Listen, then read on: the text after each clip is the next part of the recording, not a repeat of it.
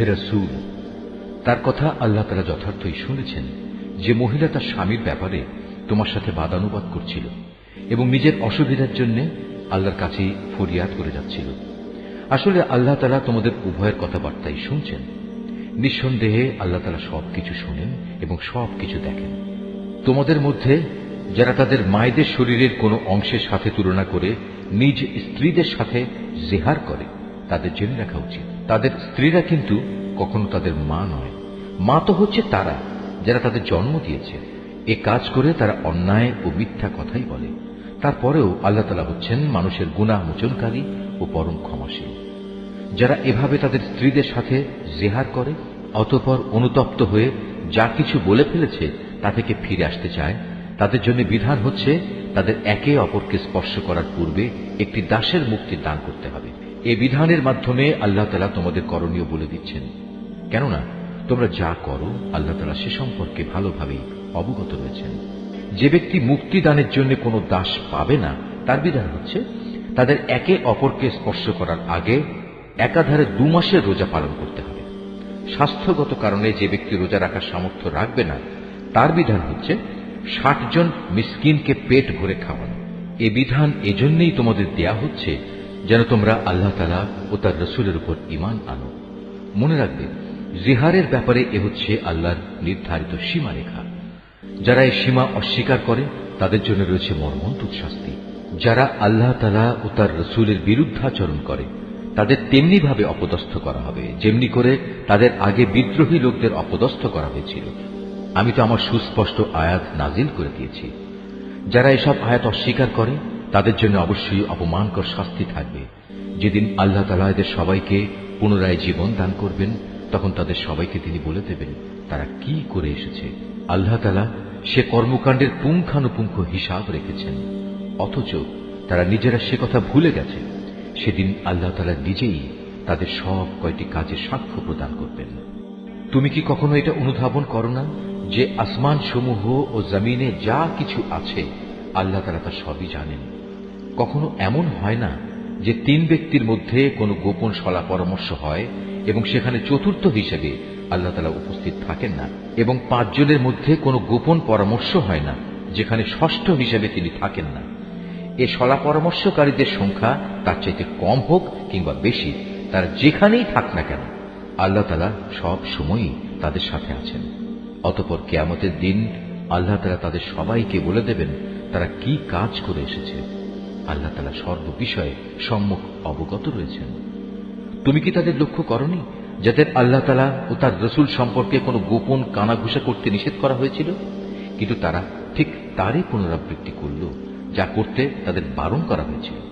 তারা একে অপরের সাথে সুস্পষ্ট গুনাহের কাজ মাত্রাতিরিক্ত বাড়াবাড়ি ও রাসূলের নাফরমানির ব্যাপারে কানাঘুষা করতে লাগল।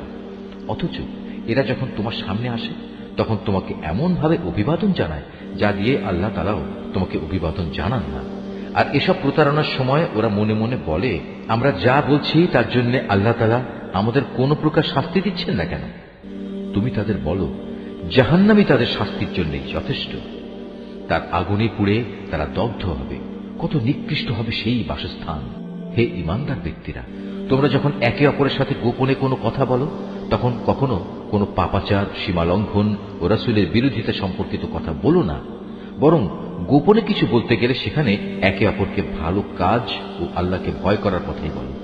সর্বোপরি সে সর্বময় ক্ষমতার মালিক আল্লাহকে ভয় করো, যার সামনে একদিন তোমাদের সবাইকে সমবেত করা হবে।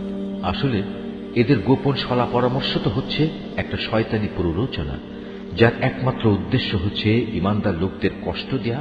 অথচ এরা জানে না আল্লাহ তাআলার ইচ্ছা ব্যতি রেখে তারা ঈমানদারদের বিন্দু মাত্র কোনো ক্ষতি সাধন করতে পারবে না।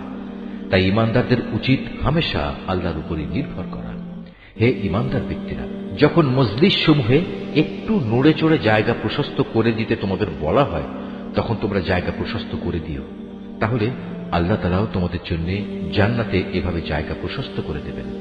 আবার কখনো যদি জায়গা ছেড়ে উঠে দাঁড়াতে বলা হয় তাহলে উঠে দাঁড়িয়ে যেও। তোমাদের মধ্যে যারা ঈমান এনেছে এবং যাদের আল্লাহর পক্ষ থেকে জ্ঞান দেয়া হয়েছে, আল্লাহ তাআলা অবশ্যই কিয়ামতের দিন তাদের মহামর্যাদা দান করবেন। তোমরা যা কিছু করো আল্লাহ তাআলা সে ব্যাপারে পূর্ণ খবর রাখেন। হে ঈমানদার ব্যক্তিরা, তোমরা যদি কখনো রাসূলের সাথে একাকী কোনো কথা বলতে চাও, তাহলে অপ্রয়োজনীয় কথাবার্তা নিয়ন্ত্রিত করার জন্য তোমরা কিছু দান সাদকা আদায় করে নেবে। এটা তোমাদের সবার জন্য মঙ্গলজনক। রাসূলের মজলিসের পরিবেশ ভালো রাখার একটি পবিত্রতম পন্থা। অবশ্য সাদকা আদায় করার মতো তোমরা যদি কিছু না পাও, তাহলে দুশ্চিন্তা করো না, কেননা আল্লাহ তাআলা ক্ষমাশীল ও পরম দয়ালু। তোমরা কি তোমাদের একাকী কথা বলার আগে সাদকা আদায় করার আদেশে ভয় পেয়ে গেলে? যদি তোমরা তা করতে না পারো এবং আল্লাহ তাআলা স্বীয় করুণা দ্বারা তোমাদের ক্ষমা করে দেন, তবে তোমরা নামাজ প্রতিষ্ঠা করতে থাকো, যাকাত আদায় করতে থাকো এবং সর্বকাজে সর্ববিষয়ে আল্লাহ তাআলা ও তার রাসূলের আনুগত্য করতে থাকো। তোমরা যা করছো আল্লাহ তাআলা অবশ্যই সে সম্পর্কে পূর্ণ ওয়াকিবহাল রয়েছেন। হে নবী, তুমি কি সেই সম্প্রদায়ের অবস্থা কখনো লক্ষ্য করনি যারা এমন জাতির সাথে বন্ধুত্ব পাতায় যাদের উপর আল্লাহ তাআলা অভিশাপ দিয়েছেন? এই সুযোগ সন্ধানী লোকেরা যেমন তোমাদের আপন নয়, তেমনি তারাও ওদের আপন নয়। এরা জেনে শুনে মিথ্যা শপথ করে বেড়ায়। আল্লাহ তাআলা তাদের জন্য জাহান্নামের কঠোর আযাব প্রস্তুত করে রেখেছেন। তারা যে কাজ করেছে তা ছিল জঘন্য অপরাধের কাজ। তারা তাদের মিথ্যা শপথগুলোকে নিজেদের স্বার্থ রক্ষায় ঢাল বানিয়ে নিত, আর এর আড়ালে তারা মানুষদের আল্লাহর পথ থেকে ফিরিয়ে রাখত। অতএব তাদের জন্য রয়েছে এক লাঞ্ছনাদায়ক শাস্তি। আল্লাহ তাআলার শাস্তির কাছ থেকে তাদের বাঁচানোর জন্য সেদিন তাদের ধন সম্পদ, সন্তান সন্ততি কোনোটাই কোনো কাজে আসবে না। তারা তো দোজখেরই বাসিন্দা, সেখানে তারা চিরকাল অবস্থান করবে। যেদিন আল্লাহ তাআলা তাদের সবাইকে পুনরুজ্জীবিত করবেন, আশ্চর্য, সেদিনও তারা তার সামনে এই মিথ্যা শপথ করে দায়িত্ব মুক্তির চেষ্টা করবে, যেমনি করে তারা আজ স্বার্থ সিদ্ধির জন্য তোমাদের সাথে মিথ্যা শপথ করছে। তারা ভাববে দুনিয়ার মতো সেখানেও বুঝি এর মাধ্যমে কিছু উপকার পাওয়া যাবে। হে রাসূল, তুমি এদের থেকে সাবধান থেকো, এরা মিথ্যাচারী। আসলে শয়তান এদের উপর পুরোপুরি প্রভাব বিস্তার করে নিয়েছে। শয়তান এদের আল্লাহর স্মরণ সম্পূর্ণ ভুলিয়ে দিয়েছে। এরা হচ্ছে শয়তানের দল। হে রাসূল, তুমি জেনে দেখো, শয়তানের দলের ধ্বংস অনিবার্য। যারা আল্লাহ তাআলা ও তার রাসূলের বিরুদ্ধাচরণ করে তারা অবশ্যই সেদিন চরম লাঞ্ছিতদের অন্তর্ভুক্ত হবে। আল্লাহ তাআলা তো এই সিদ্ধান্ত জানিয়ে দিয়েছেন যে আমি এবং আমার রাসূল অবশ্যই জয়ী হব। নিঃসন্দেহে আল্লাহ তাআলা শক্তিমান ও পরাক্রমশালী।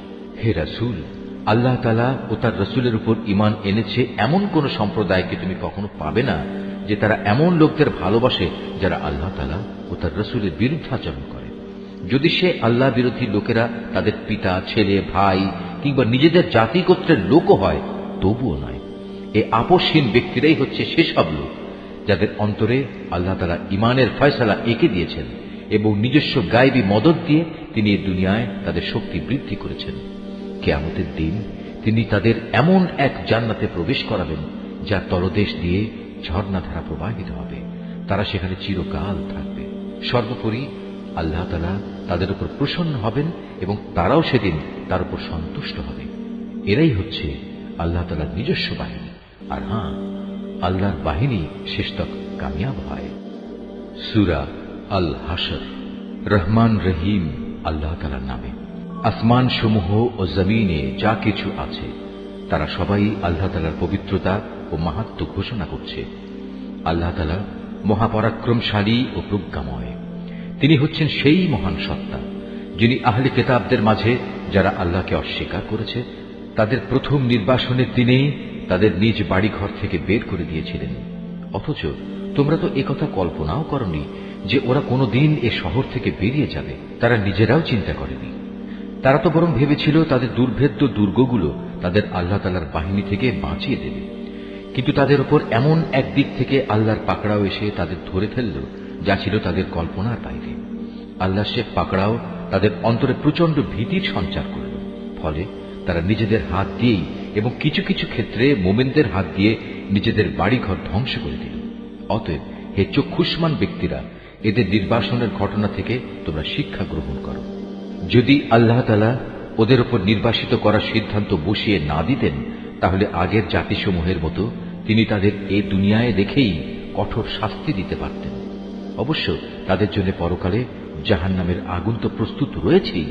ওটা এজন্যই রাখা হয়েছে যে তারা আল্লাহ তাআলা ও তার রাসূলের সুস্পষ্ট বিরুদ্ধাচরণ করেছিল। আর যে কেউই আল্লাহর বিরোধিতা করে তার জানা উচিত আল্লাহ তাআলা শাস্তি দানের ব্যাপারে অত্যন্ত কঠোর। এ সময় তোমরা যেসব খেজুর গাছ কেটে ফেলেছ এবং যেগুলো না কেটে তার মূলের উপর দাঁড়িয়ে থাকতে দিয়েছ তা অসঙ্গত ছিল না, বরং তা ছিল সম্পূর্ণ আল্লাহ তাআলার অনুমতিক্রমেই। আর আল্লাহ তাআলা অনুমতি এ কারণেই দিয়েছেন যেন তিনি এ দ্বারা নাফরমানদের অপমানিত করতে পারেন। এই ঘটনার ফলে আল্লাহ তাআলা যেসব ধন সম্পদ তাদের কাছ থেকে নিয়ে তার রাসূলকে দিয়েছেন তা ছিল তারই একান্ত অনুগ্রহ। তোমরা তো এগুলো পাওয়ার জন্য কোনো ঘোড়ায় কিংবা উষ্ট্রে আরোহণ করে যুদ্ধ করনি। আসলে আল্লাহ তাআলা যার উপরই চান তার উপরেই তার রাসূলকে কর্তৃত্ব প্রদান করে থাকেন। আর আল্লাহ তাআলা সর্ববিষয়ের উপরই শক্তিমান। আল্লাহ তাআলা ধন সম্পদের যা কিছু সেই জনপদের মানুষদের কাছ থেকে নিয়ে তার রাসূলকে দিয়েছেন তা হচ্ছে আল্লাহর জন্য, রাসূলের জন্য, রাসূলের আত্মীয় স্বজন, এতিম মিসকিন ও পথচারীদের জন্য। সম্পদ তোমরা এমন ভাবে বন্টন করবে যেন তা কেবল তোমাদের সমাজের বিত্তশালী লোকদের মাঝেই আবর্তিত না হয়, এবং আল্লাহর রাসূল তোমাদের যা কিছু অনুমতি দেয় তা তোমরা গ্রহণ করো, এবং সে যা কিছু নিষেধ করে তা থেকে বিরত থাকো। আল্লাহ তাআলাকেই ভয় করো, অবশ্যই আল্লাহ তাআলা কঠোর শাস্তিদাতা।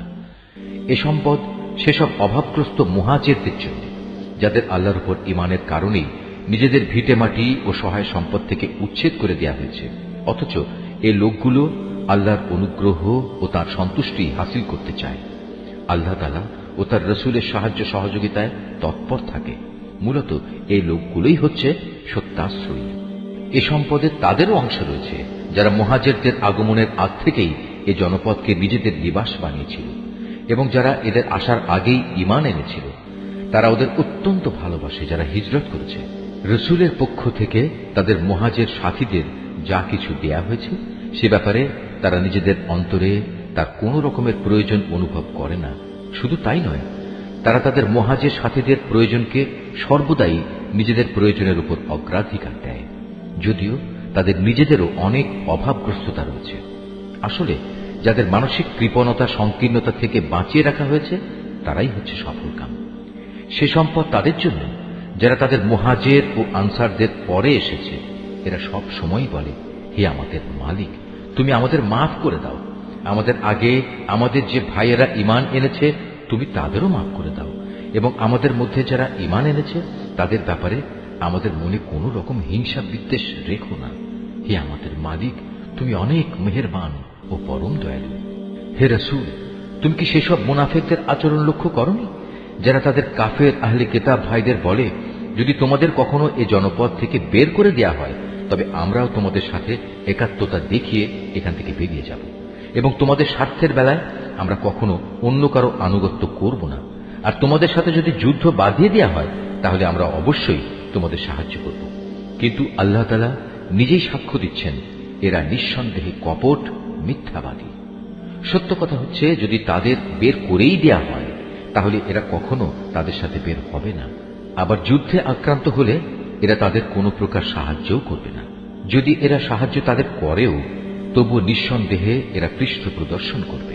অতঃপর এ লোকদের আর কোনো উপায়ই কোনো সাহায্য করা হবে না। আসলে এদের অন্তরে আল্লাহ চাইতে তোমাদের ভয় বেশি বড় হয়ে বসে আছে। এর কারণ হচ্ছে এরা এমন একটি জাতি যারা আসল কথাই বুঝতে পারে না। এরা কখনো ঐক্যবদ্ধ হয়েও তোমাদের সাথে লড়াই করতে আসবে না। যদি করেও তা করবে অবশ্য কোনো সুরক্ষিত জনপদের ভেতরে বসে, অথবা নিরাপদ পাঁচিলের আড়ালে থেকে। আসলে তাদের নিজেদের পারস্পরিক শত্রুতা খুবই মারাত্মক। তুমি তো এদের মনে করো এরা ঐক্যবদ্ধ, কিন্তু মোটেই তা নয়। এদের অন্তর হচ্ছে শতধা বিচ্ছিন্ন, কেননা এরা হচ্ছে নির্বোধ সম্প্রদায়। এদের অবস্থাও সেই আগের লোকদের মতো যারা মাত্র কিছুদিন আগে নিজেদের কৃতকর্মের পরিণাম হিসেবে বিতাড়িত হবার শাস্তি ভোগ করেছে। তাছাড়া পরকালেও এদের জন্য কঠিন আযাব রয়েছে। এদের আরেকটি তুলনা হচ্ছে শয়তানের মতো। শয়তান এসে যখন মানুষদের বলে, প্রথমে আল্লাহকে অস্বীকার করো, অতঃপর সত্যি যখন সে আল্লাহকে অস্বীকার করে তখন মুহূর্তেই সে বোল পাল্টে ফেলে এবং বলে, আমার সাথে তোমার কোনো সম্পর্ক নেই, আমি নিজেও সৃষ্টি লোকের মালিক আল্লাহ তাআলাকে ভয় করি। অতঃপর শয়তান ও তার অনুসারী এই দুজনের পরিণাম হবে জাহান্নাম। সেখানে তারা চিরদিন থাকবে, আর এটাই হচ্ছে জালেমদের শাস্তি। হে মানুষ, তোমরা যারা ঈমান এনেছ, আল্লাহ তাআলাকে ভয় করো। তোমাদের প্রত্যেকেরই উচিত ভালো করে লক্ষ্য করা যে আগামীকাল আল্লাহর সামনে পেশ করার জন্য সে কি আমলনামা পেশ করতে যাচ্ছে। তোমরা আল্লাহকে ভয় করতে থাকো। অবশ্যই তোমরা যা কিছু করছো আল্লাহ তাআলা তার পূর্ণাঙ্গ খবর রাখেন। তোমরা তাদের মতো হয়ো না যারা দুনিয়ার ফাঁদে পড়ে আল্লাহকে ভুলে গেছে এবং এর ফলে আল্লাহ তাআলাও তাদের নিজ নিজ অবস্থা ভুলিয়ে দিয়েছেন। আসলে এরা হচ্ছে আল্লাহর নাফরমান। জাহান্নামের অধিবাসী ও জান্নাতের অধিবাসীরা কখনো এক হতে পারে না। জান্নাতবাসীরা অবশ্যই সফল কাম। আমি যদি এ কোরআন কোনো পাহাড়ের উপর নাজিল করতাম, তাহলে তুমি অবশ্যই তাকে দেখতে কিভাবে তা বিনীত হয়ে আল্লাহর ভয়ে বিদীর্ণ হয়ে পড়ে। আমি এসব উদাহরণ মানুষের জন্য এ কারণেই বর্ণনা করছি যেন তারা কোরআনের মর্যাদা সম্পর্কে চিন্তা ভাবনা করতে পারে। তিনি আল্লাহ তাআলা, তিনি ছাড়া কোনো মাবুদ নেই। দেখা অদেখা সব কিছুই তাঁর জানা। তিনি দয়াময়, তিনি করুণাময়। তিনি আল্লাহ তাআলা, তিনি ছাড়া কোনো মাবুদ নেই। তিনি রাজাধিরাজ, তিনি পূত পবিত্র, তিনি শান্তিদাতা, তিনি বিধায়ক, তিনি রক্ষক, তিনি পরাক্রমশালী, তিনি প্রবল, তিনি মহাত্মের একক অধিকারী। তারা যেসব ব্যাপারে আল্লাহর সাথে শিরক করছে, আল্লাহ তাআলা সে সব কিছু থেকে অনেক পবিত্র। তিনি আল্লাহ তাআলা, তিনি সৃষ্টিকর্তা, তিনি সৃষ্টির উদ্ভাবক, সব কিছুর রূপকার তিনি। তার জন্যই নিবেদিত সকল উত্তম নাম। আকাশমণ্ডলী ও পৃথিবীতে যেখানে যা কিছু আছে তার সবকিছু তাঁরই পবিত্রতা ও মহিমা ঘোষণা করছে। তিনি পরাক্রমশালী, তিনি প্রবল প্রজ্ঞাময়। সূরা আল মুমতাহানা। রহমান রহিম আল্লাহ তাআলার নামে। হে ঈমানদার ব্যক্তিরা, তোমরা কখনো আমার ও তোমাদের দুশমনদের নিজেদের বন্ধু হিসেবে গ্রহণ করো না। এটা কেমন কথা? তোমরা তাদের প্রতি বন্ধুত্ব দেখাচ্ছ, অথচ তোমাদের কাছে যে সত্য দিন এসেছে তারা তা অস্বীকার করছে। তারা আল্লাহর রসুল এবং তোমাদের জন্মভূমি থেকে বের করে দিচ্ছে শুধু এই কারণে তোমরা তোমাদের মালিক আল্লাহর উপর ঈমান এনেছ। যদি তোমরা সত্যি আমার পথে জিহাদ ও আমার সন্তুষ্টি অর্জনের লক্ষ্যে ঘরবাড়ি থেকে বেরিয়ে থাকো, তাহলে কিভাবে তোমরা চুপে চুপে তাদের সাথে আবার বন্ধুত্ব পাতাতে পারো? তোমরা যে কাজ গোপনে করো আর যে কাজ প্রকাশ্যে করো, আমি তার সম্মুখ অবগত আছি।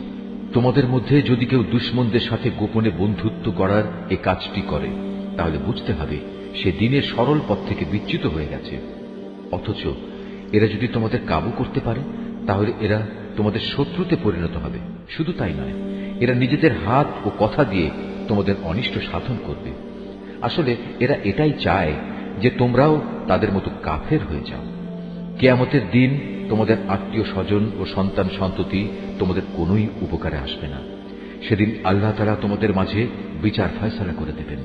তোমরা যা করো আল্লাহ তাআলা তার সব কিছুই দেখেন। তোমাদের জন্য ইব্রাহিম ও তার অনুসারীদের ঘটনার মাঝে রয়েছে অনুকরণযোগ্য আদর্শ। যখন তারা তাদের জাতিকে বলেছিল, তোমাদের সাথে এবং তোমরা যাদের আল্লাহর বদলে উপাসনা করো তাদের সাথে আমাদের কোনোই সম্পর্ক নেই। আমরা তোমাদের এসব দেবতাদের অস্বীকার করি। আমাদের ও তোমাদের মাঝে এখন থেকে চিরদিনের জন্য এক শত্রুতা ও বিদ্বেষ শুরু হয়ে গেল, যতদিন তোমরা আল্লাহ তাআলাকে মাবুদ বলে স্বীকার না করবে। কিন্তু এ ব্যাপারে ইব্রাহিমের পিতার উদ্দেশ্যে বলা এই কথাটি ব্যতিক্রম। যখন সে বলেছিল, আমি তোমার জন্য আল্লাহর দরবারে অবশ্যই ক্ষমা প্রার্থনা করব। অবশ্য আল্লাহর কাছ থেকে ক্ষমা আদায় করার আমার কোনোই এখতিয়ার নেই। ইব্রাহিম ও তার অনুসারীরা বলল, হে আমাদের মালিক, আমরা তো কেবল তোমার উপর ভরসা করেছি এবং আমরা তোমার দিকেই ফিরে এসেছি এবং আমাদের তো তোমার দিকেই ফিরে যেতে হবে। হে আমাদের মালিক, তুমি আমাদের জীবনকে কাফেরদের নিপীড়নের নিশানা বানিও না। হে আমাদের মালিক, তুমি আমাদের গুনাহ খাতা মাফ করে দাও। অবশ্যই তুমি পরাক্রমশালী ও পরম কুশলী।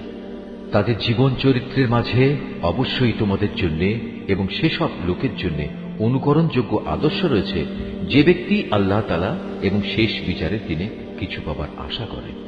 আর যদি কেউ আল্লাহ তাআলা থেকে মুখ ফিরিয়ে নেয়, সে যেন জেনে রাখে আল্লাহ তাআলা কারো মুখাপেক্ষী নন এবং তিনি সকল প্রশংসার মালিক। এটা অসম্ভব কিছু নয়। আল্লাহ তাআলা তোমাদের এবং যাদের সাথে আজ তোমাদের শত্রুতা সৃষ্টি হয়েছে তাদের মাঝে কখনো বন্ধুত্ব সৃষ্টি করে দেবেন। আল্লাহ তাআলা তো সবই করতে পারেন। আল্লাহ তাআলা ক্ষমাশীল ও পরম দয়ালু। যারা দ্বীনের ব্যাপারে তোমাদের বিরুদ্ধে যুদ্ধ করেনি এবং কখনো তোমাদের নিজেদের বাড়িঘর থেকেও বের করে দেয়নি, তাদের প্রতি দয়া দেখাতে ও তাদের সাথে ন্যায় আচরণ করতে আল্লাহ তাআলা কখনো নিষেধ করেন না। অবশ্যই আল্লাহ তাআলা ন্যায়পরায়ণদের ভালোবাসেন। আল্লাহ তাআলা কেবল তাদের সাথেই বন্ধুত্ব করতে নিষেধ করেন যারা দ্বীনের ব্যাপারে তোমাদের সাথে যুদ্ধ করেছে এবং একই কারণে তোমাদের ভিটে মাটি থেকে উচ্ছেদ করে দিয়েছে এবং তোমাদের উচ্ছেদ করার ব্যাপারে একে অন্যকে সাহায্য সহযোগিতা করেছে। এরপরেও যারা তাদের সাথে বন্ধুত্ব করবে তারা অবশ্যই জালেম। হে ঈমানদার ব্যক্তিরা, যখন কোন ঈমানদার নারী হিজরত করে তোমাদের কাছে আসে তখন তোমরা তাদের ঈমানের ব্যাপারটা ভালো করে পরখ করে নিও, যদিও তাদের ঈমানের বিষয়টা আল্লাহ তাআলাই ভালো জানেন। অতঃপর একবার যদি তোমরা জানতে পারো তারা আসলেই ঈমানদার, তাহলে কোনো অবস্থায় তাদের তোমরা কাফেরদের কাছে ফেরত পাঠাবে না। কারণ যারা ঈমানদার নারী তারা তাদের কাফের স্বামীদের জন্য আর কোনো অবস্থায় হালাল নয়, এবং যারা কাফের তারাও তাদের ঈমানদার স্ত্রীদের জন্য হালাল নয়। তবে এমন হলে তোমরা তাদের আগের স্বামীদের দেয়া মোহরানার অংশ ফেরত দিয়ে দিও। অতঃপর তোমরা কেউ যদি তাদের বিয়ে করো তাহলে এতে তোমাদের কোনো গুনাহ হবে না। অবশ্য তোমাদের এজন্য তাদের মোহর আদায় করে দিতে হবে। একইভাবে তোমরাও কাফের নারীদের সাথে দাম্পত্য সম্পর্ক বজায় রেখো না। এক্ষেত্রে তোমরা তাদের যে মোহর দিয়েছ তা তাদের থেকে চেয়ে নাও। একই নিয়মে যারা কাফের স্বামী তারা তাদের মুসলমান স্ত্রীদের যে মোহর দিয়েছে তাও ফেরত চেয়ে নেবে। এটাই হচ্ছে আল্লাহর বিধান। এভাবেই তিনি তোমাদের মাঝে এই বিষয়টির ফয়সালা করে দিয়েছেন। আর আল্লাহ তাআলা মহাজ্ঞানী ও পরম কুশলী। তোমাদের স্ত্রীদের মধ্যে কেউ যদি তোমাদের হাতছাড়া হয়ে কাফেরদের কাছে চলে যায়, পরে যখন সুযোগ আসবে তখন যারা তাদের হাতছাড়া হয়ে গেছে তাদের তারা যে পরিমাণ মোহর দিয়েছে তোমরাও তার সমপরিমাণ মোহর আদায় করে দেবে। তোমরা সে আল্লাহ তাআলাকে ভয় করো যার উপর তোমরা ঈমান এনেছ। হে নবী, যখন কোন ঈমানদার নারী তোমার কাছে আসবে এবং এই বলে তোমার কাছে আনুগত্যের শপথ করবে তারা আল্লাহর সাথে কাউকে শরীক করবে না, চুরি করবে না, ব্যভিচার করবে না, নিজেদের সন্তানদের হত্যা করবে না, নিজ হাত ও নিজ পায়ের মাঝখান সংক্রান্ত বিষয় তথা অন্যের ঔরসজাত সন্তানকে নিজের স্বামীর বলে দাবি করার মারাত্মক অভিযোগে অভিযুক্ত হয়ে আসবে না এবং কোন সৎ কাজে তোমার নাফরমানি করবে না, তাহলে তুমি তাদের আনুগত্য গ্রহণ করো এবং তাদের আগের কার্যকলাপের জন্য আল্লাহর কাছে ক্ষমা প্রার্থনা করো। আল্লাহ তাআলা অবশ্যই ক্ষমাশীল ও পরম দয়ালু। হে ঈমানদার ব্যক্তিরা, আল্লাহ তাআলা যে জাতির উপর গজব দিয়েছেন তাদের সাথে বন্ধুত্ব করো না। তারা তো শেষ বিচারের দিন সম্পর্কে সেভাবেই নিরাশ হয়ে পড়েছে যেমনি ভাবে কাফেররা তাদের কবরের সাথীদের ব্যাপারে হতাশ হয়ে গেছে। সূরা আস-সাফ। রহমান রহিম আল্লাহ তাআলার নামে। আসমান সমূহ ও জমিনে যা কিছু আছে তা সবই আল্লাহর পবিত্রতা ও মাহাত্ম্য ঘোষণা করে। তিনি মহাপরাক্রমশালী ও প্রবল প্রজ্ঞাময়। হে ঈমানদার ব্যক্তিরা, তোমরা এমন সব কথা বলো কেন যা তোমরা নিজেরা করো না? আল্লাহর কাছে এটা অত্যন্ত অপছন্দনীয় কাজ যে তোমরা এমন সব কথা বলে বেড়াবে যা তোমরা করবে না। আল্লাহ তাআলা তাদের বেশি পছন্দ করেন যারা তার পথে এমন ভাবে সারিবদ্ধ হয়ে লড়াই করে যেন তারা এক সীসা ঢালা সুদৃঢ় প্রাচীর। মুসার ঘটনা স্মরণ করো। যখন মুসা নিজের জাতিকে বলেছিল, হে আমার জাতি, তোমরা কেন আমাকে কষ্ট দিচ্ছ, অথচ তোমরা একথা জানো আমি তোমাদের কাছে আল্লাহর পক্ষ থেকে পাঠানো একজন রাসূল। অতঃপর লোকেরা যখন বাঁকা পথে চলতে আরম্ভ করল তখন আল্লাহ তাআলাও তাদের মন বাঁকা করে দিলেন। আল্লাহ তাআলা কখনো নাফরমান লোকদের সঠিক পথের দিশা দেন না। স্মরণ করো ঈসার কথা। যখন মারিয়াম পুত্র ঈসা তাদের বলল, হে বনী ইসরায়েলের লোকেরা, আমি তোমাদের কাছে পাঠানো আল্লাহর এক রাসূল। আমার আগের তাওরাত কিতাবে যা কিছু আছে আমি তার সত্যতা স্বীকার করি এবং তোমাদের জন্য আমি হচ্ছি একজন সুসংবাদদাতা। তার একটি সুসংবাদ হচ্ছে, আমার পর এক রাসূল আসবে, তার নাম আহমদ। অতঃপর আজ যখন সে আহমদ তাদের কাছে স্পষ্ট প্রমাণ নিয়ে হাজির হল তখন তারা বলল, এ হচ্ছে এক সুস্পষ্ট জাদু। তার চেয়ে বড় জালেম আর কে আছে যে আল্লাহর উপর মিথ্যা অপবাদ আরোপ করে, অথচ তাকে ইসলামের দিকেই দাওয়াত দেয়া হচ্ছে। মূলত আল্লাহ তাআলা কখনো সীমা লঙ্ঘনকারীদের সঠিক পথে পরিচালিত করেন না। এ লোকেরা মুখের ফুৎকারেই আল্লাহর নূরকে নিভিয়ে দিতে চায়, অথচ তিনি তার এ নূর পরিপূর্ণ করে দিতে চান, তা কাফেরদের কাছে যতই অপছন্দনীয় হোক না কেন। তিনি তার রাসূলকে একটি স্পষ্ট পথ নির্দেশ ও সঠিক জীবন বিধান দিয়ে প্রেরণ করেছেন, যেন সে রসুল একে দুনিয়ার প্রচলিত সব কয়টি জীবন ব্যবস্থার উপর বিজয়ী করে দিতে পারে, তা মুশরিকদের কাছে যতই অপছন্দনীয় হোক না কেন। হে ইমানদার ব্যক্তিরা, আমি কি তোমাদের এমন একটি লাভজনক ব্যবসার সন্ধান দেব যা তোমাদের মহাবিচারের দিন কঠোর আযাব থেকে বাঁচিয়ে দেবে? হ্যাঁ, সে ব্যবসাটি হচ্ছে তোমরা আল্লাহ তাআলা ও তার রসুলের উপর ঈমান আনবে এবং আল্লাহর দ্বীন প্রতিষ্ঠার পথে তোমাদের জান ও মাল দিয়ে জিহাদ করবে। এটাই হচ্ছে তোমাদের জন্য মঙ্গল, যদি তোমরা কথাটা বুঝতে পারো।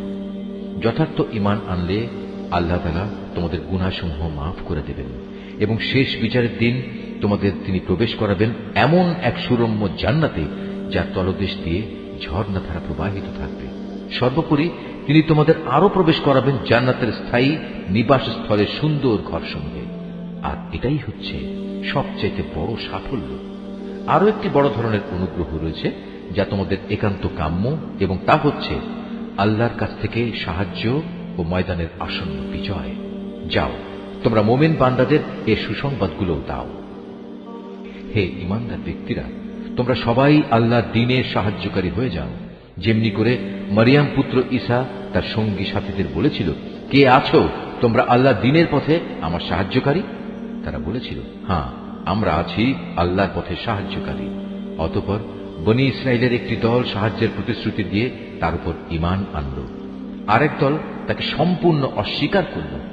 অতঃপর আমি দুশমনদের উপর ঈমানদারদের সাহায্য করলাম, ফলে যারা ঈমানদার তারাই বিজয়ী হল। সূরা আল জুমআ। রহমান রহিম আল্লাহ তাআলার নামে। আসমান সমূহ ও জমিনে যা কিছু আছে তা সবই আল্লাহ তাআলার মাহাত্ম্য ঘোষণা করছে। তিনি রাজাধিরাজ, তিনি পূত পবিত্র, তিনি মহাপরাক্রমশালী, তিনি প্রবল প্রজ্ঞাময়। তিনি সেই মহান সত্তা যিনি একটি সাধারণ জনগোষ্ঠীর নিরক্ষর লোকদের মাঝে থেকে তাদেরই একজনকে রসুল করে পাঠিয়েছেন, যে তাদের আল্লাহর আয়াতসমূহ পড়ে শোনাবে, তাদের জীবনকে পবিত্র করবে, তাদের আমার গ্রন্থের কথা ও সে অনুযায়ী দুনিয়ায় চলার কৌশল শিক্ষা দেবে। অথচ এই লোকগুলোই রসুল আসার আগে পর্যন্ত এক সুস্পষ্ট গুমরাহিতে নিমজ্জিত ছিল। তাদের মধ্যেকার সেসব ব্যক্তিও গুমরাহিতে নিমজ্জিত যারা এখনো এদের সাথে মিলিত হয়নি। আর তিনি মহাপরাক্রমশালী ও পরম কুশলী। রসুল পাঠানো এটা আল্লাহ তাআলার এক বিরাট অনুগ্রহ। যাকে ইচ্ছা তাকে তিনি এটা দান করেন। আল্লাহ তাআলা মহা অনুগ্রহশীল।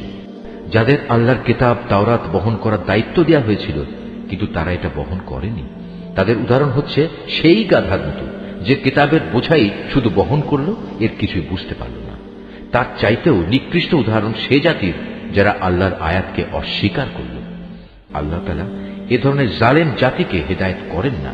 হে রাসূল, তুমি বলো, হে ইহুদিরা, যদি তোমরা মনে করে থাকো অন্য সব লোক বাদে কেবল তোমরাই হচ্ছ আল্লাহর বন্ধু, তাহলে আল্লাহর পুরস্কার পাওয়ার জন্য তোমরা মৃত্যু কামনা করো যদি তোমরা সত্যবাদী হও।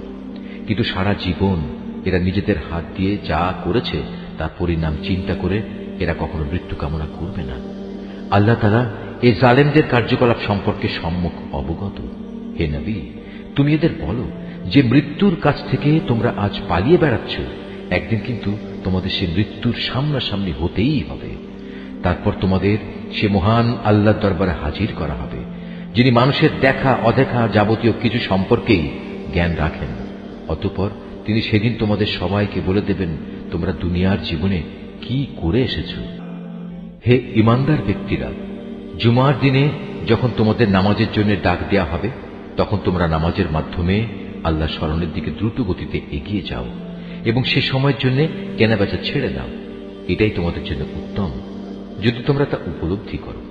অতঃপর যখন জুমার নামাজ শেষ হয়ে যাবে, তখন তোমরা কাজকর্মে পৃথিবীতে ছড়িয়ে পড়ো এবং আল্লাহর অনুগ্রহ তালাশ করো আর আল্লাহকে বেশি বেশি স্মরণ করো। আশা করা যায় তোমরা সাফল্য লাভ করতে পারবে। আল্লাহ তাআলার এসব নির্দেশ সত্ত্বেও এরা যখন কোনো ব্যবসায়িক কাজকর্ম কিংবা ক্রীড়া কৌতুক দেখতে পায়, তখন সেদিকে দ্রুত গতিতে দৌড়ায় এবং তোমাকে নামাজে একা দাঁড়ানো অবস্থায় ফেলে যায়। তুমি বলো, আল্লাহ তাআলার কাছে যা কিছু রয়েছে তা অবশ্যই খেলাধুলা ও বেচা কেনার চাইতে বহু গুণে উৎকৃষ্ট। মূলত আল্লাহ তাআলাই তার সৃষ্টির সর্বোত্তম রিজিক দাতা। সূরা মুনাফিকুন। রহমান রহিম আল্লাহ তাআলার নামে। যখন মুনাফিকরা তোমার কাছে আসে তখন তারা বলে, হে মুহাম্মদ, আমরা সাক্ষ্য দিচ্ছি তুমি নিশ্চয়ই আল্লাহর রাসূল। হ্যাঁ, অবশ্যই আল্লাহ তাআলা জানেন তুমি অবশ্যই তার রাসূল। কিন্তু আল্লাহ তাআলা সাক্ষ্য দিচ্ছেন মুনাফিকরা হচ্ছে মিথ্যাবাদী। এরা তাদের এ শপথকে স্বার্থ উদ্ধারের একটা ঢাল বানিয়ে রেখেছে এবং তারা এভাবেই মানুষদের আল্লাহর পথ থেকে ফিরিয়ে রাখে। কত নিকৃষ্ট ধরনের কার্যকলাপ যা এরা করে যাচ্ছে। এটা এ কারণেই এরা ঈমান আনার পর কুফরি অবলম্বন করেছে, ফলে ওদের মনের উপর সিল মেরে দেয়া হয়েছে। ওরা আসলে কিছুই বুঝতে পারছে না। তুমি যখন তাদের দিকে তাকাবে তখন তাদের বাইরের দেহাবয়ব তোমাকে খুশি করে দেবে, আবার যখন তারা তোমার সাথে কথা বলবে তখন তুমি আগ্রহ ভরে তাদের কথা শুনবেও। কিন্তু তারা ও তাদের সেই দেহের উদাহরণ হচ্ছে যেমন দেয়ালে ঠেকানো কতিপয় নিষ্প্রাণ কাঠের টুকরো। শুধু তাই নয়, তারা এত ভীত সন্ত্রস্ত থাকে যে প্রতিটি বড় আওয়াজকেই তারা মনে করে তাদের উপর বুঝি এটা বড় বিপদ। এরাই হচ্ছে তোমাদের আসল দুশমন। এদের থেকে তোমরা হুঁশিয়ার থেকো। আল্লাহর মার তো তাদের জন্যেই কোথায় কোথায় এদিক সেদিক এরা বিভ্রান্ত হয়ে ঘুরছে। এদের যখন বলা হয় তোমরা আসো আল্লাহর রসুলের কাছে, তাহলে আল্লাহর রসুল তোমাদের জন্য আল্লাহর কাছে ক্ষমা প্রার্থনা করবেন। তখন এরা অবজ্ঞা ভরে মাথা ঘুরিয়ে নেয় এবং তুমি এও দেখতে পাবে তারা অহংকারের সাথে তোমাকে এড়িয়ে চলে। আসলে তুমি এদের জন্য ক্ষমা প্রার্থনা করো কিংবা না করো, এ দুটোই তাদের জন্য সমান। কারণ আল্লাহ তাআলা কখনোই তাদের ক্ষমা করবেন না। আল্লাহ তাআলা কখনো কোনো নাফরমান জাতিকে হেদায়েত দান করেন না। এরা হচ্ছে সেসব লোক যারা আনসারদের বলে, রসুলের মুহাজির সাথীদের জন্য তোমরা কোন রকম অর্থ ব্যয় করো না, তাহলে আর্থিক সংকটের কারণে এরা রসুলের কাছ থেকে সরে পড়বে। অথচ এরা জানে না আসমান সমূহ ও জমিনের সমুদায় ধনভাণ্ডার তো আল্লাহ তাআলারই। কিন্তু মুনাফিকরা কিছুই বুঝতে পারে না। তারা বলে, আমরা মদিনায় ফিরে গেলে সেখানকার সবল দলটি মুসলমানদের দুর্বল দলটিকে সে শহর থেকে অবশ্যই বের করে দেবে। আসলে যাবতীয় শক্তি সম্মান তো আল্লাহ তাআলা, তার রসূল ও তার অনুসারী মুমিনদের জন্য। কিন্তু মুনাফিকরা এই কথাটা জানে না। হে ঈমানদার ব্যক্তিরা, তোমাদের ঐশ্বর্য ও সন্তানাদি যেন কখনো তোমাদের আল্লাহ স্মরণ থেকে উদাসীন না করে দেয়। কেননা যারা এ কাজ করবে তারা চরম ক্ষতিগ্রস্ত হবে। আমি তোমাদের যা কিছু অর্থ সম্পদ দিয়েছি তা থেকে তোমরা আল্লাহর পথে ব্যয় করো তোমাদের কারো মৃত্যু আসার আগেই। কেননা সামনে মৃত্যু এসে দাঁড়ালে সে বলবে, হে আমার মালিক, তুমি যদি আমাকে আরো কিছু কালের অবকাশ দিতে তাহলে আমি তোমার পথে দান করতাম এবং এভাবেই আমি তোমার নেক বান্দাদের দলে সামিল হয়ে যেতাম।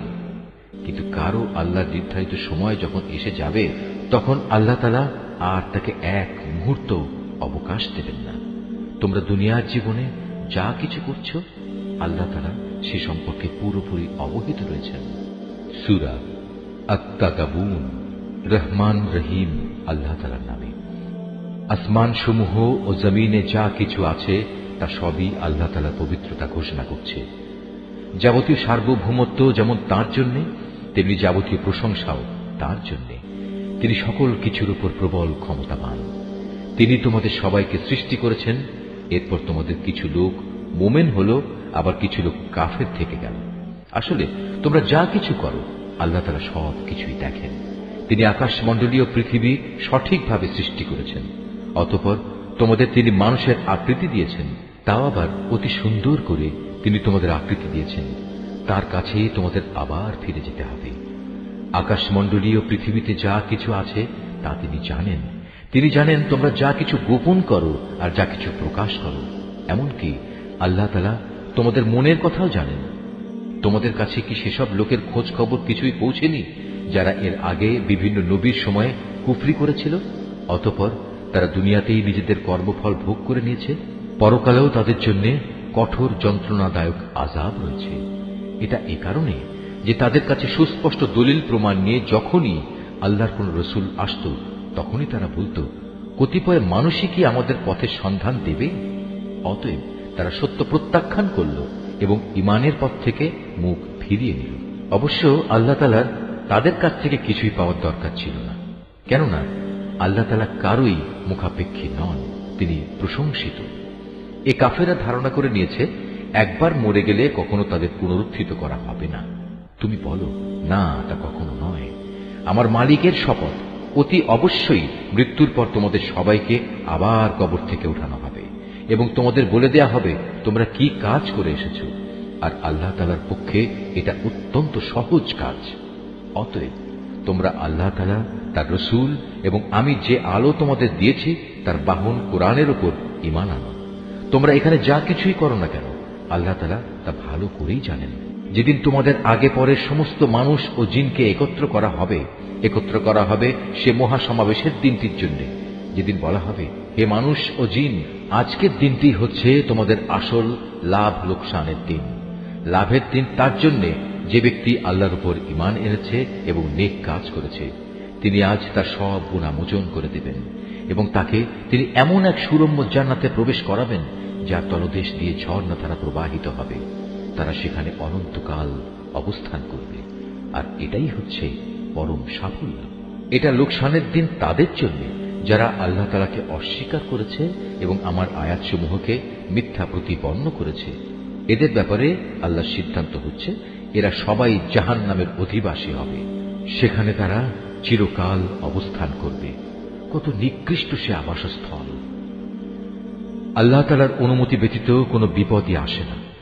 যে ব্যক্তি আল্লাহ তাআলার উপর বিশ্বাস স্থাপন করে আল্লাহ তাআলা তার অন্তরকে সুপথে পরিচালিত করেন। আর আল্লাহ তাআলা সব বিষয়ে সম্যক অবগত রয়েছেন। তোমরা আল্লাহর আনুগত্য করো তার রসুলের। তোমরা যদি মুখ ফিরিয়ে নাও তাহলে জেনে রেখো আমার রসুলের দায়িত্ব হচ্ছে কথাগুলো সুস্পষ্টভাবে পৌঁছে দেয়া। আল্লাহ তাআলা মহান সত্তা, তিনি ছাড়া কোনোই মাবুদ নেই। অতএব প্রতিটি ঈমানদার বান্দার উচিত সর্ববিষয়ে তার উপরই নির্ভর করা। হে ঈমানদার লোকেরা, অবশ্যই তোমাদের স্ত্রী ও সন্তান সন্ততিদের মাঝে তোমাদের কিছু দুশমন রয়েছে। অতএব তাদের ব্যাপারে তোমরা সতর্ক থেকো। অবশ্য তোমরা যদি তাদের অপরাধ ক্ষমা করে দাও, তাদের দোষ ত্রুটি উপেক্ষা করো এবং তাদের মাফ করার নীতি অবলম্বন করো, তবে আল্লাহ তাআলা পরম ক্ষমাশীল ও দয়ালু। তোমাদের ধন সম্পদ ও সন্তান সন্ততি হচ্ছে তোমাদের জন্য একটি পরীক্ষা মাত্র। আর এই পরীক্ষায় কামিয়াব হতে পারলে অবশ্যই আল্লাহ তাআলার কাছে মহা পুরস্কার রয়েছে। অতএব তোমরা সাধ্য মোতাবেক আল্লাহ তাআলাকে ভয় করো। তোমরা রাসূলের আদেশ শোনো এবং তার কথা মতো চলো। আল্লাহ দেয়া ধন সম্পদ থেকে তারই উদ্দেশ্যে খরচ করো। এতে তোমাদের নিজেদের জন্যই কল্যাণ রয়েছে। যে ব্যক্তিকে তার মনের লোভ লালসা থেকে রেহাই দেয়া হয়েছে সে এবং তার মতো লোকেরাই সত্যিকার অর্থে সফলকাম। যদি তোমরা আল্লাহ তাআলাকে ঋণ দাও, উত্তম ঋণ, তাহলে কিয়ামতের দিন তিনি তা বহু গুণ বাড়িয়ে দেবেন এবং তিনি তোমাদের গুনাহ খাতা মাফ করে দেবেন। আল্লাহ তাআলা বড়ই গুণগ্রাহী এবং পরম ধৈর্যশীল। দেখা অদেখা সবকিছুই তিনি জানেন। তিনি পরাক্রমশালী, প্রজ্ঞাময়। সূরা আত-তালাক। রহমান রহিম আল্লাহ তাআলার নামে।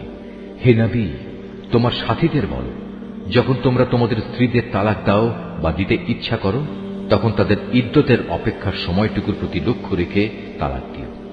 ইদ্যতের যথার্থ হিসাব রেখো এবং এ ব্যাপারে আল্লাহ তাআলাকে ভয় করো।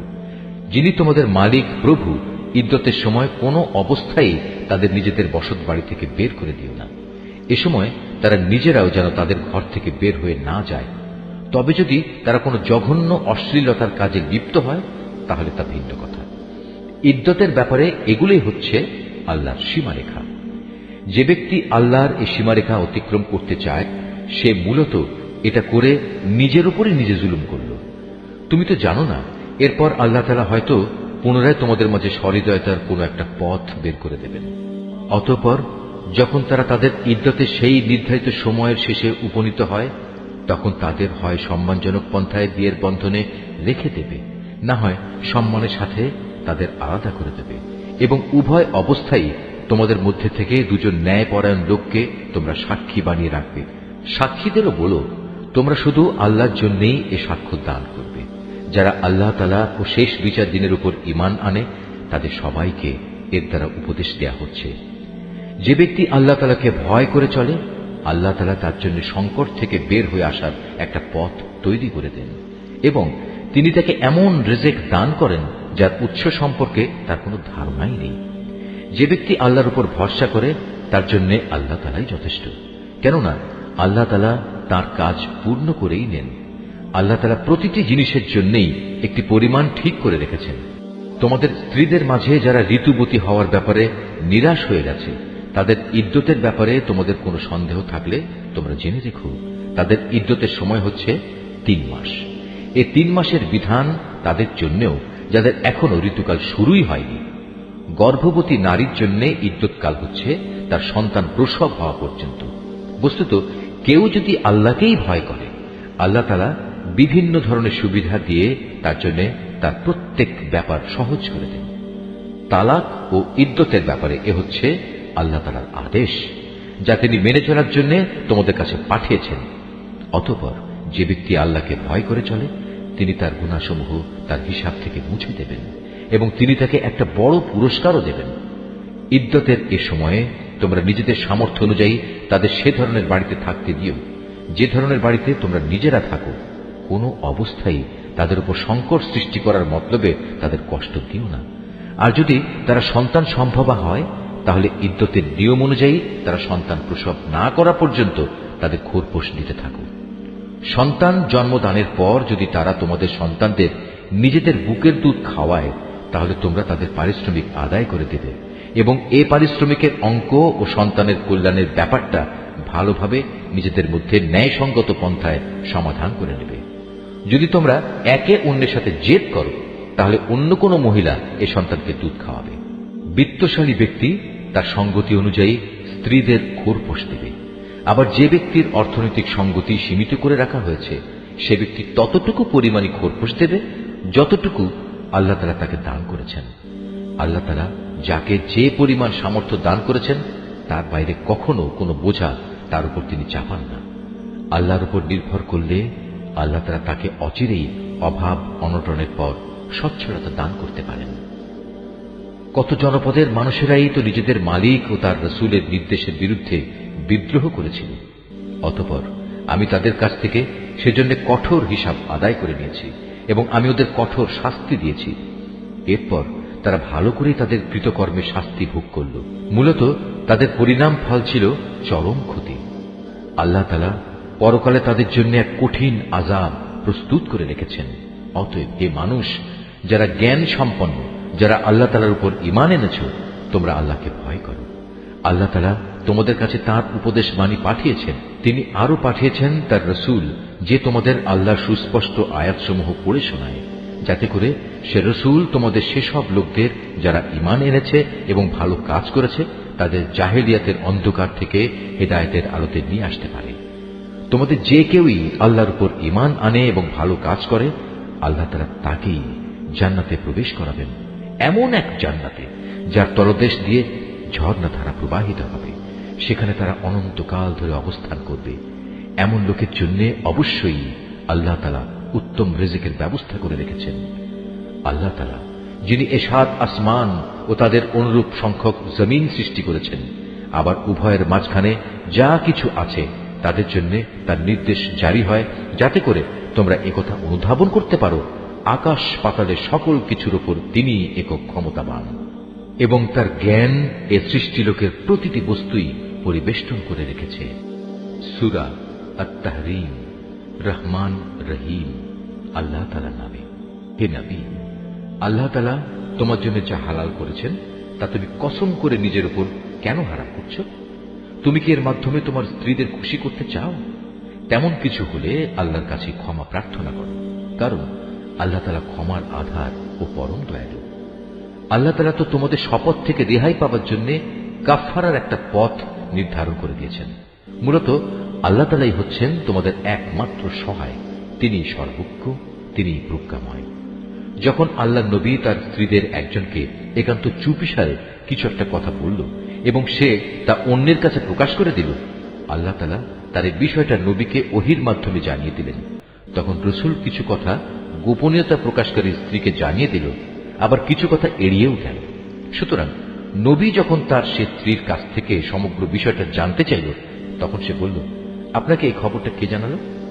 নবী বলল, আমাকে জানিয়েছেন সেই মহান আল্লাহ তাআলা, যিনি সর্বজ্ঞ ও সম্যক জ্ঞাত। যে দুজন স্ত্রী এর সাথে জড়িত, নবী তাদের উভয়কে ডেকে বলল, তোমরা দুজন যদি আল্লাহর কাছে তওবা করে নাও, কেননা তোমাদের উভয়ের মন অন্যায় ও বাঁকা পথের দিকে কিছুটা ঝুঁকে পড়েছিল, তাহলে অবশ্যই আল্লাহ তাআলা তোমাদের ক্ষমা করে দেবেন। আর যদি তোমরা উভয়ে তার বিরুদ্ধে একে অপরের পৃষ্ঠপোষকতা করো, তাহলে জেনে রাখো আল্লাহ তাআলাই তার নবীর সহায়।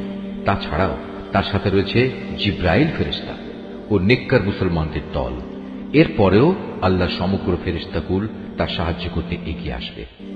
আজ নবী যদি তোমাদের তালাক দিয়ে দেয়, তাহলে তার মালিক তোমাদের বদলে এমন সব স্ত্রী তাকে দিতে পারেন যারা তোমাদের চাইতে হবে উত্তম, যারা হবে আত্মসমর্পণকারী, বিশ্বস্ত, ফরমাবরদার, অনুশোচনাকারী, অনুগত, রোজাদার। হতে পারে তারা কুমারী, হতে পারে অকুমারী। হে ঈমানদার লোকেরা, তোমরা নিজেদের ও নিজেদের পরিবার পরিজনদের জাহান্নামের সেই কঠিন আগুন থেকে বাঁচাও, যার জ্বালানি হবে মানুষ আর পাথর। সে জাহান্নামের প্রহরা যাদের উপর অর্পিত, সেসব ফেরেশতা সবাই হচ্ছে নির্মম ও কঠোর। তারা দণ্ডাদেশ জারি করার ব্যাপারে আল্লাহর কোনো আদেশই অমান্য করবে না। তারা তাই করবে যা তাদের করার জন্য আদেশ করা হবে। সেদিন অস্বীকারীদের তারা বলবে, হে কাফেররা, আজ তোমরা দোষ ছাড়ানোর জন্য কোন রকম অজুহাত তালাশ করো না। আজ তোমাদের সেই বিনিময়ই দেয়া হবে যা তোমরা দুনিয়ায় করে এসেছ। হে ঈমানদার ব্যক্তিরা, তোমরা নিজেদের গুনাহ খাতার জন্য আল্লাহর দরবারে তওবা করো, একান্ত খাঁটি তওবা। আশা করা যায় এর ফলে তোমাদের মালিক আল্লাহ তাআলা তোমাদের গুনাহসমূহ ক্ষমা করে দেবেন এবং এর বিনিময়ে পরকালে তিনি তোমাদের প্রবেশ করাবেন এমন সুরম্য জান্নাতে, যার তলদেশ দিয়ে প্রবাহিত হবে সুপেয় ঝর্ণাধারা। সেদিন আল্লাহ তাআলা তার নবী এবং তার সাথী ঈমানদারদের অপমানিত করবেন না। সেদিন তাদের ঈমানের জ্যোতি তাদের সামনে ও তাদের ডান পাশ দিয়ে বিচ্ছুরিত হয়ে এমন ভাবে ধাবমান হবে যে সর্বদিক থেকেই তাদের এ আলো পর্যবেক্ষণ করা যাবে। তারা বলবে, হে আমাদের মালিক, আমাদের জন্য আমাদের ঈমানের জ্যোতিকে জান্নাতের জ্যোতি দিয়ে তুমি পূর্ণ করে দাও, তুমি আমাদের ক্ষমা করে দাও। অবশ্যই তুমি সব কিছুর উপর একক ক্ষমতাবান।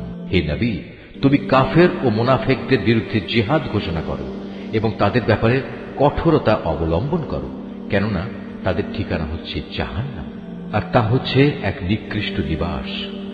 আল্লাহ তাআলা কাফেরদের জন্য নূহ ও লূতের স্ত্রীদের উদাহরণ পেশ করছেন। তারা দুজনেই ছিল আমার দুজন নেক বান্দার স্ত্রী, কিন্তু তারা উভয়ই সে দুজন বান্দার সাথে বিশ্বাসঘাতকতা করেছে। অতএব আল্লাহর আযাব থেকে তারা কোনো ক্রমেই এদের বাঁচাতে পারল না, বরং তাদের ব্যাপারে আল্লাহর হুকুম ঘোষিত হল, তোমরা আজ প্রবেশ করো জাহান্নামের আগুনে। যারা এখানে প্রবেশের উপযুক্ত তাদের সবার সাথে। একইভাবে আল্লাহ তাআলা মুমিনদের জন্য ফেরাউনের স্ত্রীকে অনুকরণযোগ্য এক উদাহরণ হিসেবে পেশ করেন। সে প্রার্থনা করেছিল, হে মালিক, জান্নাতে তোমার পাশে তুমি আমার জন্য একখানা ঘর বানিয়ে দিও, আর দুনিয়ার এ ঘরেও তুমি আমাকে ফেরাউন ও তার যাবতীয় কর্মকাণ্ড থেকে বাঁচিয়ে রেখো। তুমি আমাকে উদ্ধার করো এ জালেম সম্প্রদায়ের যাবতীয় অনাচার থেকে। আল্লাহ তাআলা মুমিনদের জন্য আরো দৃষ্টান্ত পেশ করেছেন ইমরানের মেয়ে মারিয়ামের, যে আজীবন তার সতীত্ব রক্ষা করেছে। অতঃপর একদিন আমি আমার সৃষ্ট রূহগুলো থেকে একটি রূহ তাতে ফুঁকে দিলাম। সে তার মালিকের কথা ও তার প্রেরিত কিতাবসমূহের উপর পুরোপুরি বিশ্বাস স্থাপন করেছে। সত্যি সে ছিল আমার একান্ত অনুগত বান্দাদেরই একজন।